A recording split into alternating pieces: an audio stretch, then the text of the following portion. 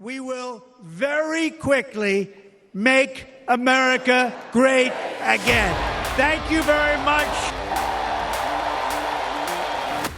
I got along very well. North Korea, Kim Jong-un, I got along very well with him. The press hated when I said that. How could you get along with him? Well, you know, it's nice to get along with somebody who has a lot of nuclear weapons or otherwise, isn't it? I will end the devastating inflation crisis immediately, bring down interest rates, and lower the cost of energy. We will drill, baby, drill.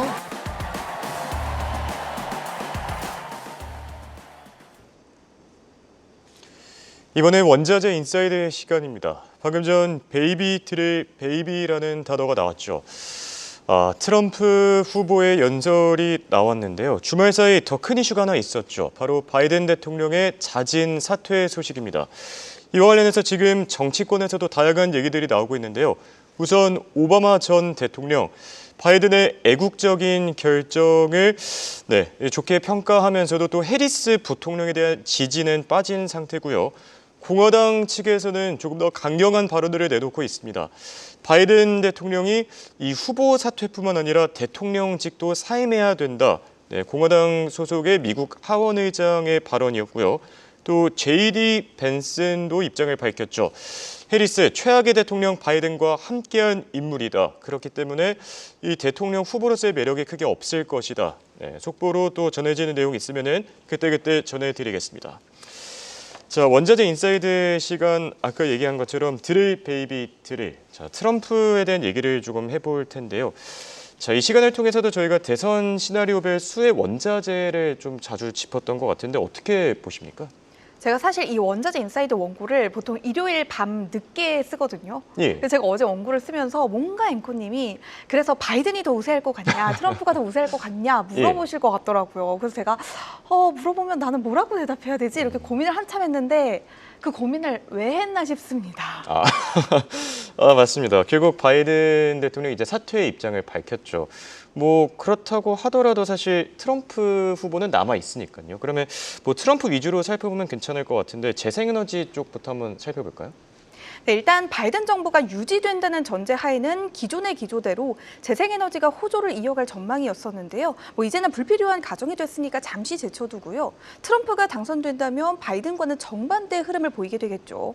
CNBC는 트럼프가 당선된다면 재생에너지 업계가 불리해질 것이라며 트럼프가 정권을 잡은 이후 본격적인 반재생에너지 정책을 펼친다면 관련주들이 추가 하락할 가능성이 높아질 것이라고 전했습니다.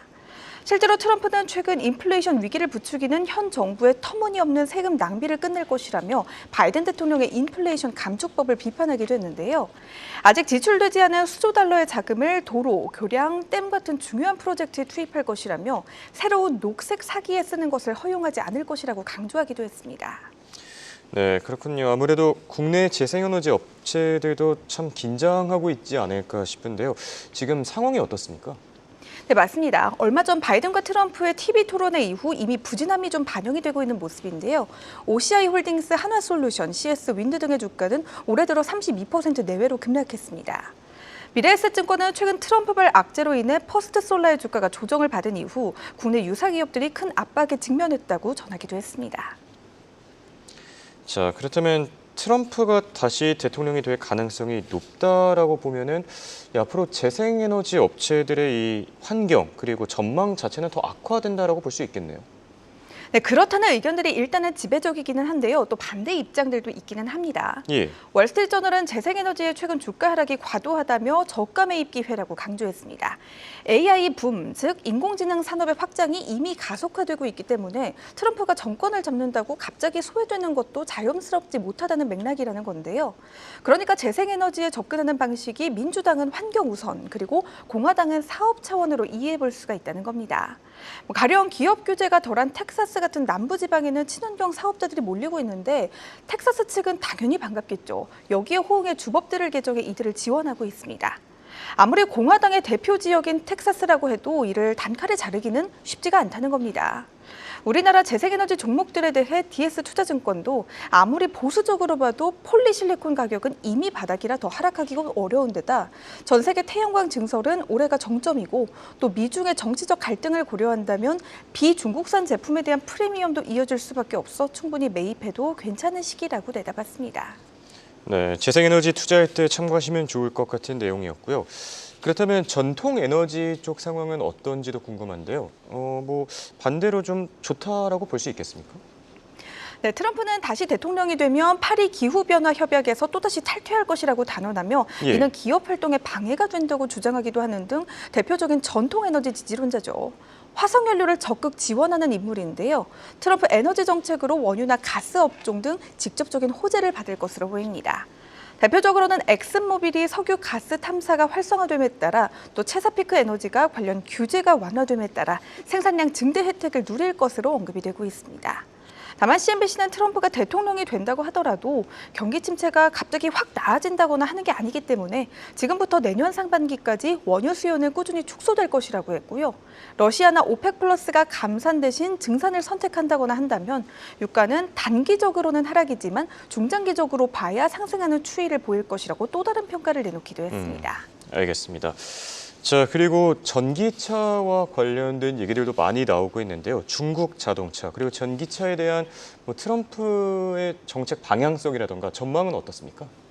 네, 일단 트럼프는 중국이 자동차를 미국에 무관세로 수출하기 위해 미국과 협정을 체결해 무관세 혜택을 받고 있는 멕시코에 대규모 자동차 공장을 짓고 있다며 자동차 제조업을 다시 미국으로 가져올 것이라고 강조했습니다. 중국 측이 동의하지 않으면 자동차마다 약 100%에서 200%의 관세를 부과할 것이라고 강력한 조치를 예고했고요.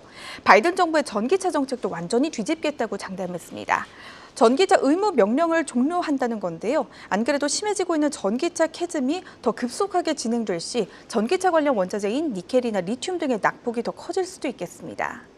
트럼프가 전기차 세액 공제와 보조금 폐기 혹은 감축에 나선다면 2차 전지도 부진할 전망인데요. 트럼프 1기 시절의 보호무역주의와 수입차 관세 등이 동일하게 되풀이될 것으로 보여집니다. 과거 트럼프 집권 시기 이 같은 압박으로 중국의 경기 둔화가 극심해졌죠. 국내 경제도 이 같은 분야의 타격을 충분히 입을 수가 있겠습니다. 네, 알겠습니다. 그리고 마지막으로 달러 가치 향방에 대해서도 궁금한데요.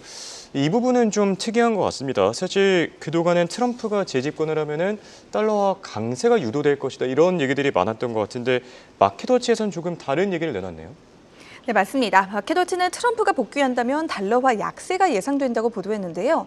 트럼프는 달러 가치 하락을 유도해 자신이 밀고 있는 메가, 즉 미국을 다시 위대하게라는 슬로건의 핵심 가치 중 하나인 미국의 수출과 제조업 경쟁력 강화를 이끌 것이라는 겁니다. 마켓워치는 또 트럼프가 대통령이 되면 국채 가격이 하락해 국채 금리가 상승할 것이라고 전하기도 했습니다. 트럼프는 재정 지출을 줄이지 않음과 동시에 감세를 주장하고 있어 국가 부채가 더 빨리 늘고 국채 발행이 급격하게 늘어날 수 있다는 건데요. 뱅크 오브 아메리카도 최근 전 세계 펀드 매니저들을 대상으로 진행한 설문 결과 트럼프가 다시 대통령이 되면 채권에 부정적이라는 응답이 77%에 달했다고 합니다. 미국 국채에 투자하는 투자자들의 경우 국채 가격 하락에 따른 손실과 달러화 약세에 따른 환차손으로 이중고를 겪을 수 있다고 조언했고요. 같은 맥락에서 달러화 약세 시 금이나 금속 원자재의 가격은 상승할 수도 있다고 봤습니다. 또 트럼프 정권이 자리 잡는 초기의 불안정 속에 안전자산인 금에 대한 투자가 한 번 더 강화될 수 있다고도 덧붙였습니다. 네, 이렇게 오늘은 트럼프 2기 집권 시대의 원자재별 수혜 가능성에 대해 살펴봤습니다. 지금까지 원자재 인사이드 시간이었습니다.